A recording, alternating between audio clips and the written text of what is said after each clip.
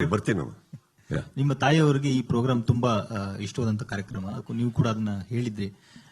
ಮತ್ತೆ ಈ ಕಂಬ್ಯಾಕ್ ಆಗೋದಕ್ಕೆ ಎಲ್ಲೋ ಒಂದ್ ಕಡೆ ಅದು ಕೂಡ ರೀಸನ್ ಆಯ್ತು, ಒನ್ ಆಫ್ ದಿ ರೀಸನ್ ಆಯ್ತು. ಆಕ್ಚುಲಿ ನಾನು ಬಿಡೋದಕ್ಕೂ ಕೂಡ ಅದೊಂದು ಮೇನ್ ಕಾರಣ ಆಗಿತ್ತು. ಯಾಕಂದ್ರೆ ನನ್ನ ವೇದಿಕೆ ಮೇಲೆ ಪ್ರತಿದಿನ ತುಂಬಾ ಕಾಡ್ತಾ ಇತ್ತು ನನಗೆ. ನೀವೆಲ್ಲ ನನ್ನ ನೋಡಿದಿರಿ. ಒಂದು 2 ವಾರ ಆಗ್ತಿದ್ದಂಗೆ ನಾನು ವಾಪಸ್ ವೇದಿಕೆ ಮೇಲೆ ಬಂದಿದ್ದೀನಿ. ಅದು ಸುಳ್ಳಲ್ಲ. ಬಟ್ ನನಗೆ ಆಗ್ತಾ ಇದ್ದಿದ್ದ ಸೈಕಲಾಜಿಕಲ್ ಇಶ್ಯೂಸ್, ಬಿಕಾಸ್ ಆ ಸ್ಟೇಜ್ ಮೇಲೆ ಕುತ್ಕೊಂಡಾಗ ತುಂಬಾ ಹೊಡೆಯುತ್ತೆ ನಮಗೆ. ಪ್ರತಿ ವಾರ ಅವ್ರು ನೋಡಕ್ಕಿಲ್ಲ, ಅಷ್ಟು ಪ್ರೀತಿಯಿಂದ ನೋಡೋರು. ನನಗೆ ಬಿಗ್ ಬಾಸ್ ನೋಡಿ ಒಂದು ವೀಕೆಂಡ್ ಆಗ್ತಿದ್ದಂಗೆ ಹೋದ್ರೆ ತುಂಬಾ ಕಾಲ ಹೊರತಿಕ್ಕಲ್ಲಿ ಏನ್ ಇಷ್ಟ ಆಯ್ತು ನಿನಗೆ, ಅದು ಇದು ತುಂಬಾ ಮಾತಾಡೋರು. ಅದೇನಾಗಿದೆ, ನನಗೆ ತುಂಬಾ ಹೊಡಿತು ಸರ್ ಅದೆಲ್ಲ. ನನಗೆ ಏನೋ ಒಂಥರ ಮೂಡ್ ಹೊಟ್ಟೋಯ್ತು, ನನಗೆ ಸಾಕು ಅನ್ನಿಸ್ತು.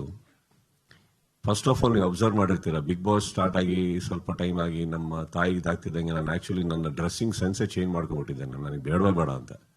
ಬಟ್ ಅದಾದ್ಮೇಲೆ ಇವರೆಲ್ಲ ಬಂದು ಮತ್ತೊಂದು ಇಷ್ಟು ಜನ ಸಿಕ್ಕಿದಾಗ, ಸರ್ ಆ ಥರ ಡ್ರೆಸ್ ಮಾಡ್ಕೊಂಡು ಬನ್ನಿ, again for audience sake I start dressing up. There are lot of things. So ನಾನು ಬಿಡೋದಕ್ಕೂ ಒಂದು ಮೇನ್ ಕಾರಣ ಅದೇ ಆಗೋಗಿತ್ತು. ಅಯ್ಯೋ ಅವರೇ ಇಲ್ಲ, ಏನ್ ಯಾವ ಮಾಡ್ತಾರೆ ಹೋಗಪ್ಪ ಅಂತ. But then when they are talking, ನಮ್ಮ ಮನೇಲಿ ಬಂದು ನಮ್ಮ ಅಕ್ಕಂದ್ರು, ಮನೆಯವರು, ಪ್ರಿಯ ಪ್ರತಿಯೊಬ್ಬರು ಮಾತಾಡ್ಬೇಕಾದ್ರೆ they were like, okay this is one show she loved, do it.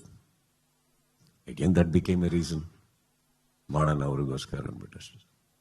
Sir, ಇನ್ನೊಂದು ಪ್ರಶ್ನೆ ಸರ್, ಯಾಕಂದ್ರೆ ಸುಮಾರು ವಿಚಾರಗಳು ಮಾತಾಡ್ತಾ ಬಂದ್ರೆ, ಲಾಸ್ಟ್ ಸೀಸನ್ ನೋಡುವಾಗ ಸುದೀಪ್ ಸರ್ ಹೋಸ್ಟ್ ಮಾಡ್ತಿರೋ ಕೆಲವೊಂದು ಕಂಟೆಸ್ಟೆಂಟ್ಗಳು ಇವ್ರು ಬೇಕಿತ್ತ, ಅವರು ಇನ್ವಾಲ್ವ್ ಆಗಿ ಕಂಟೆಸ್ಟೆಂಟ್ಗಳ ಆಯ್ಕೆಯಲ್ಲಿ ಇನ್ವಾಲ್ವ್ ಆಗ್ಬೇಕು ಅನ್ನೋ ಮಾತಲ್ಲಿ ಇತ್ತು.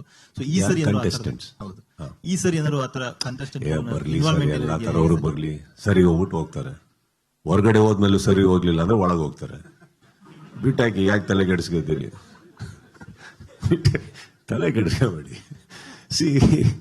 ಎಲ್ಲ ತರದವರು ಬರ್ತಾರೆ. ಬಂದ್ ಸರಿ ಹೋಗಿರೋರು ಎಷ್ಟು ಜನ ಇದ್ದಾರೆ ಹೇಳಿ? ಯಾಕೆ ಅಂದ್ರೆ ಸರಿ ಹೋಗಿರೋ ಒಬ್ಬ ವ್ಯಕ್ತಿ ಇಲ್ಲೇ ಕೂತಿದ್ದಾರೆ ಅಲ್ವೇ? ಸರಿ ಹೋಗ್ತಾರೆ, ಕರೆಕ್ಟೇ. ಆ ತರನು ಚರಿತ್ರೆಯಲ್ಲಿ ಇದೆಯೇ? ಹಾಗಿರ್ಬೇಕಾದ್ರೆ I think everybody in this life deserves an opportunity. How they use it is up to them. That actually ಅವ್ರು ಏನು ಅಂತ ಹೇಳುತ್ತದು. ಬಟ್ ನೋ ಪ್ರಾಬ್ಲಮ್ ಸರ್, ಎಲ್ಲಾ ತರ ವ್ಯಕ್ತಿಗಳು ಬರ್ತಾರೆ. ಬರ್ಲಿಲ್ಲ ಅಂದ್ರೂ ನಮಗೂ ಬೋರೆ. ಇಮ್ಯಾಜಿನ್ ಮಾಡ್ಕೊಳ್ಳಿ, ಈಗ ಪ್ರಶಾಂತ್ ಆ ಕಡೆ ಕೂತಿದ್ದಾರೆ, ಅವ್ರ ತರನ 10 ಜನ ಒಳಗೆ ಹೋದ್ರು, ನನಗೆ ಕೆಲಸನೇ ಇರಲ್ಲ ಅಲ್ವೇ? ಅವರು ಏನ್ ಮಾತಾಡ್ತಾರೆ ಅವ್ರಿಗೆ ಕೇಳಿಸಲ್ಲ. ಎಲ್ಲಾರು ಬೆಳಿಗ್ಗೆ ಹಂಗಿದ್ರೆ ಏನ್ ಮಾಡ್ಬೇಕು ನಾನು? ನಮಗೆ ಬೇಕಾಗ್ತಾರೆ, ಎಲ್ಲರೂ ಬೇಕಾಗ್ತಾರೆ. But as you rightfully said, some people they know how to utilise that stage.